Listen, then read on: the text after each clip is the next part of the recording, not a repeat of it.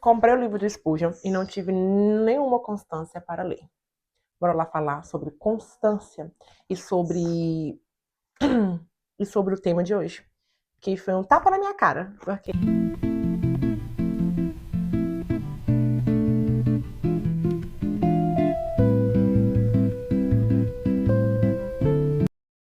eu estava refletindo sobre a constância na palavra, a constância de oração, a constância de buscar a Deus, e não estava tendo, não tô tendo, né? Aí eu resolvi pegar o livro do Spurgeon e abrir no dia de hoje, que são noite, né, no caso, no 23 de outubro. E olha a primeira frase que aparece. Por que estáis dormindo? Uma pergunta. Levantai-vos e orai, para que não entreis em tentação. Era um dia mesmo, era o dia de eu pegar esse livro. Porque eu comecei a me questionar, que da constância, constância, constância, e que tá falando, né? Não sobre a constância em si, mas a palavra em si já diz por si mesma. Levantai-vos e orai, para que não entrais em tentação. Quer dizer o quê? Se eu não orar, se eu não buscar, se eu não tiver constância, eu vou entrar em tentação. Eu vou cair em tentação, né? E, e isso doeu muito na hora que eu li. Muito. Que eu até abri a câmera e falei assim, não, vou gravar e vou falar sobre constância. Porque o meu chamado já foi me entregue por 3 pessoas diferentes que nunca me conheceram na vida, é influenciar pessoas, mas influenciar pessoas pro lado bom, né? Pro lado de Deus, de Cristo. E eu não estava fazendo isso. Os meus conteúdos é um conteúdo voltado para beleza, voltado para mulheres, mas também eu queria incluir a palavra de Deus, sabe? É, e se eu tiver que crescer, que eu cresça mostrando o quê? A Hannah que fala de cabelo, a Hannah que fala de beleza, autoestima, mas também que fala de Jesus, sabe? Porque hoje em dia o conteúdo cristão está se tornando um comércio. Todo mundo está sendo modinha virar blogueiro cristão, né? Está virando modinha. Muitos estão virando blogueiro cristãos, mas verdadeiramente não são cristãos, verdadeiramente não seguem a Cristo da maneira correta, sabe? Tem as suas divergências.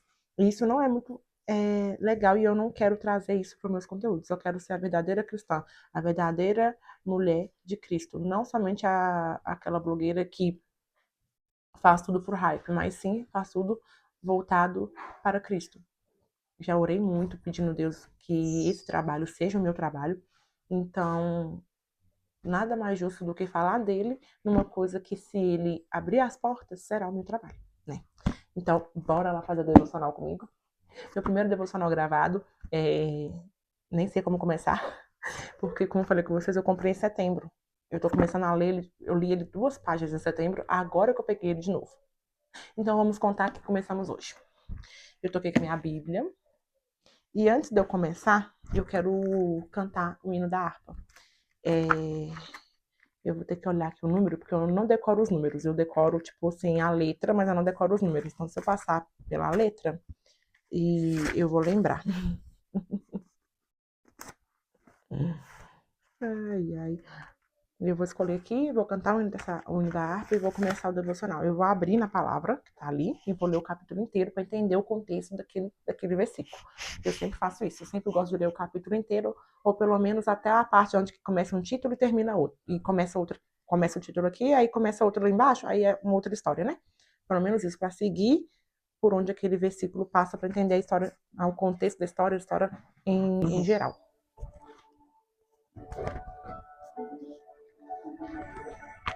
Onde um dia vaguei, longe, longe do meu Salvador, mas do céu ele desceu e seu sangue verteu para salvar um tão pobre pecador.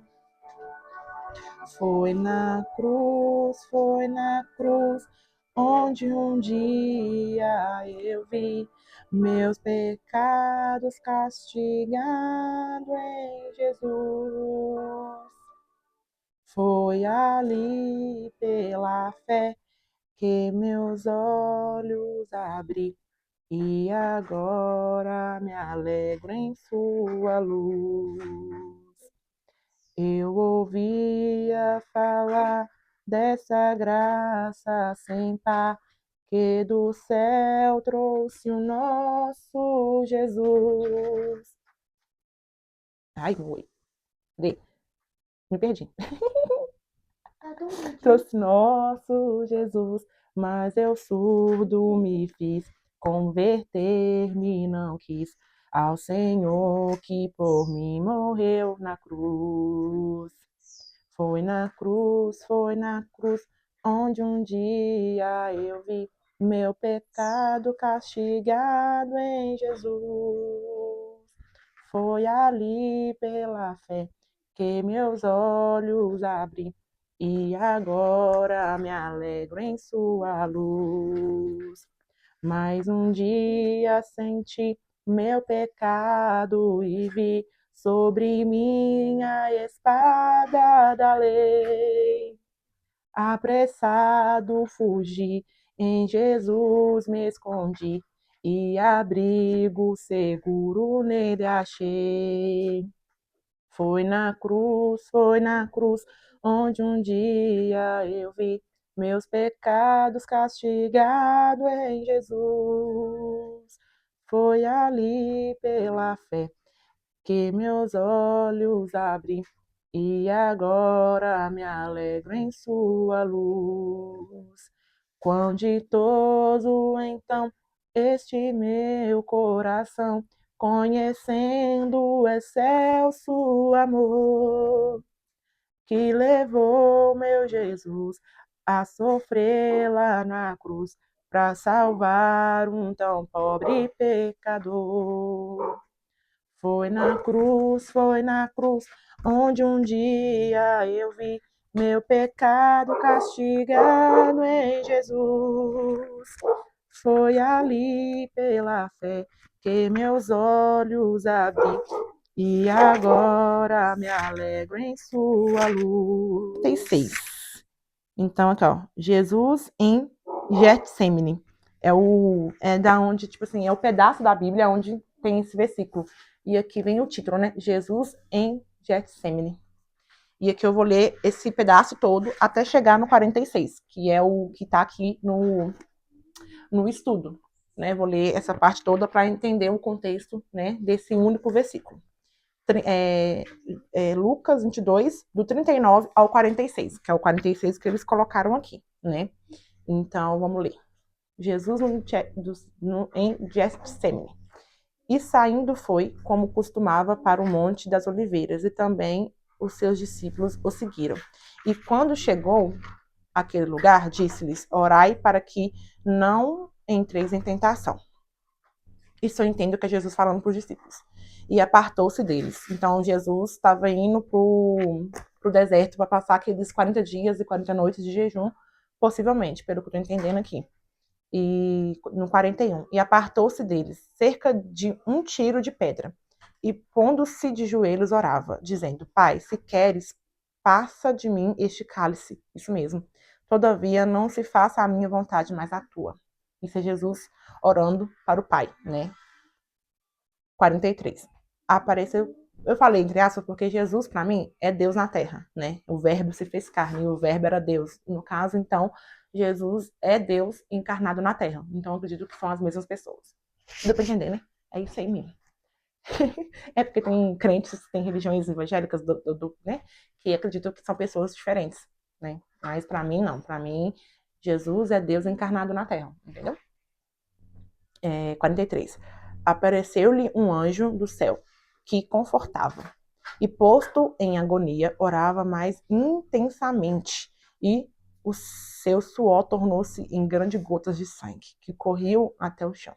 E levantando-se da oração, veio para os seus discípulos, e achou-os dormindo de tristeza. E lhe disse: Por que está dormindo? Por que estáis dormindo? Levantai-vos e orai, para que não entreis em tentação. Chegamos no versículo, né, que a gente queria. E aqui, nesse versículo, eu entendi que, esse pedacinho, né, até chegar no contexto todo, é que Jesus estava indo para o deserto, né? E no deserto ele orou ao Pai, pediu para apartar-se, né, ele daquele cálice, no caso da crucificação, mas ele já sabia que era o destino dele e que a vontade do Pai ia prevalecer. que a vontade do Pai era que ele morresse por nós, para lavar o nosso sangue, né? Para que o que acontecia no Velho Testamento, quando Moisés sacrificava cordeiros gordos, bonitos, para perdoar os pecados daquele povo, não venha acontecer mais, né? Hoje em dia já não matamos mais animais para sacrifício, porque Jesus foi o sacrifício por nós. Então a gente foi lavado pelo sangue de Cristo. A gente hoje em dia tem acesso direto a Deus. Antigamente, na época de Moisés, vou pegar Moisés como referência, porque dele eu conheço mais a história. Na época de Moisés, não tínhamos a livre acesso, né? Sempre teria que passar pelo sacerdote. Então, se eu pecasse, eu teria que me confessar para o Moisés, por exemplo. Moisés ia sacrificar um animal e pedir perdão para Deus por mim. Então, tipo assim, era aquela hierarquia. Hoje em dia já não temos mais isso. Hoje em dia temos a livre acesso a Cristo. O que eu estou fazendo aqui hoje é o meu livre acesso a Cristo. Essa oração, esse mini culto que eu estou fazendo aqui, é o livre acesso que eu tenho a Cristo. É isso aqui que Jesus me proporcionou, essa intimidade, né, onde dentro do meu quarto, na minha varanda, no meu quintal, viajando, orando dentro do ônibus, dentro, em cima da moto, eu consigo ter esse livre acesso a ele. E aqui ele fala, porque está dormindo. Eu pego esse dormindo, não de dormindo sono, na cama mesmo. É aquele dormindo paralisado no propósito, sabe? Ah, você foi chamado para fazer isso, fazer vídeo para a internet para glorificar o nome do Senhor. Por que ainda não está fazendo? Por que ainda não foi fazer o que eu te pedi para fazer, o que eu te trouxe nesse mundo para fazer? Né? Você foi chamado para levita, né? Cuidar da casa do Senhor, louvar, porque ainda não está fazendo isso. Então eu creio que dormindo aqui seria dormindo na fé, dormindo no trabalho para a igreja, que é o caso a igreja de Deus, Cristo, eu falo Cristo, não a igreja física, número placa, eu falo Cristo, o serviço de Cristo, né? Dormindo no serviço de Cristo. Orai para que não esteis entrais em tentação. Orai e vigiai, né? Para não ser tentado. Gente, eu não sou perfeita. Inclusive, tem um pecado de estimação que tá difícil deixar ele de lado. Mas todos os dias eu renuncio à minha carne. Tem às vezes que eu realmente caio, porque é um que tá no meu dia a dia, sabe? É uma coisa que eu tenho que controlar, porque está no meu dia a dia. E quando eu me vejo fazendo aquilo de novo, eu me arrependo e peço perdão. Oh, Deus, de novo aconteceu, mas o Senhor me perdoa, fui lavado pelo seu sangue. Porque o que Satanás quer vou fazer ela cair nesse pecado de novo, para ela afastar. Mas a coisa que eu faço é o contrário. Aí que eu vou pro joelho mesmo, aí que eu vou orar mesmo, aí que eu vou falar, Deus me perdoe em nome de Jesus. Porque se eu afastar, é aí que o diabo entra. É aí que é a brecha do diabo, sabe? Porque ele tá esperando uma brecha. Tá esperando uma brecha. Ai, eu pequei, eu não vou pedir Deus perdão, não, porque eu pequei, esse pecado, eu não tô digna e tal. Ninguém é. Digno ninguém é. Nem o seu pastor é digno, pra ser bem sincera. Nenhum ser humano é digno do perdão, da benevolência de Deus. Mas o que ele fez por nós prova para a gente que nada se paga com o mal, porque todos naquela época rejeitaram Jesus. E ele era a salvação para aquele povo. E aquele povo rejeitou ele. Então, assim, hoje em dia ainda tem aqueles que rejeitam ele, né? Porque ser cristão, não falo só crente, cristão, todos acreditam em Cristo, católico, evangélico, adventista, mormon, tudo acredita, esses todos acreditam em Cristo, correto? Cristo é o centro. Todos esses têm que ter a consciência, né, de que servir a Cristo não vai ser fácil. Não, não vai ser. Principalmente pro jovem, porque o jovem, quando tá com os hormônios à flor da pele, igual eu falo para minhas amigas adolescentes que ainda não casaram, hormônio não se converte. Hormônio não se converte. Então vocês não vai falando assim, eu aguento, eu vou ficar sozinha no carro com ele, que eu vou aguentar, porque eu só não vai aguentar, não, que você não é forte, coisa nenhuma, tá? Experiência própria, tá? Experiência própria, porque eu namorei não, né? Eu namorei 6 anos e casei. E esses 6 anos, obviamente, aconteceu algumas coisas. E não tinha nada disso de ser resistente, não, tá, gente? Quando eu entrei em castidade pra me casar, foi uma luta contra os meus hormônios, foi uma luta contra as minhas vontades. Literalmente. Porque a gente não é forte, a gente não nasceu pra ser forte, a gente nasceu com os hormônios à flor da pele, a gente tem hormônios de vontades, e a gente tem que negar essas vontades, entendeu? Pois é, você não é forte coisa nenhuma. Então, não tem que ficar testando a sua resistência, não, tá? Não faça isso. Mas voltando aqui pro negócio de dormir, é que a gente venha acordar, né, para as coisas, para a obra do Senhor. Eu não falo de você procurar uma igreja, mas servir ao Senhor de todo o teu coração, de dentro da sua casa e seguir a palavra dele. Ah, Jesus na Bíblia fala que é preciso casar virgem. Então case virgem, entende? Se você ainda é, né? Obviamente. Ah, Na Bíblia diz que não pode roubar, então não roube. Na Bíblia diz que mulher tem que se vestir com modéstia, então vista-se com modéstia. Não mostre seu corpo, entende? Então, tipo assim, se tá escrito lá, faça, entende? Então, que aí isso aí vai te moldando aos poucos, vai te fazendo acordar, né, desse sono espiritual, porque às vezes Deus não tá te usando por causa de uma roupa que você tá vestindo, por causa de uma música que você tá escutando, por causa de um pecado de fornicação, que no caso é o sexo antes do casamento, que você tá praticando com seu namorado. Talvez ele não tá te usando por causa disso, porque você tá dando brecha. E Deus não trabalha na brecha. Deus trabalha quando a gente está 100% voltado para Ele. Se tiver alguma coisinha errada, Ele não age. Por causa disso mesmo, porque Ele sabe que você não está pronto para receber aquilo que Ele tem para te oferecer. Né? Então, bora lá ler o que está escrito aqui no devocional do Spurgeon. Quando o cristão está mais sujeito a dormir, não é quando sua circunstância... Eu falei que meu português está ótimo, uma dicção hoje. Quando as suas circunstâncias seculares são prósperas. Você não acha que é assim? Quando você tinha preocupações diárias para levar ao trono da graça, você não estava mais alerta do que está agora? Estradas fáceis criam viajantes sonolentos. Outra época perigosa é quando tudo ocorre agradavelmente em questões espirituais. Tudo ocorre bem, né, em questões espirituais. Um cristão não dormiria enquanto os leões estivessem no caminho, ou quando vadeasse pelo rio, ou lutasse contra Napoleão. Isso é uma referência ao livro de Peregrino de James Bunyan. Tá. Mas ao escalar metade do desfiladeiro da dificuldade e chegar a um encantador abrigo, ele se senta e em seguida, para sua grande tristeza, o seu prejuízo dorme. O solo encantado é um lugar de brisas aromáticas carregado de odores perfumados e influências suaves, totalmente inclinado a embalar peregrinos até o sono. Lembre-se da descrição de Bunyan. Chegaram então a um abrigo quente e que prometia restauração a peregrinos fatigados, pois era balamente coberto com folhagens, imobiliado com longos bancos. Também tinha um sofá macio onde os cansados se encostam. Isso aqui é tudo uma referência de um livro, eu acho. O abrigo era chamado Amigo do Preguiçoso e fora feito com o propósito de seduzir, se fosse possível, alguns dos peregrinos e descansar ali quando cansados. Esteja certo disto.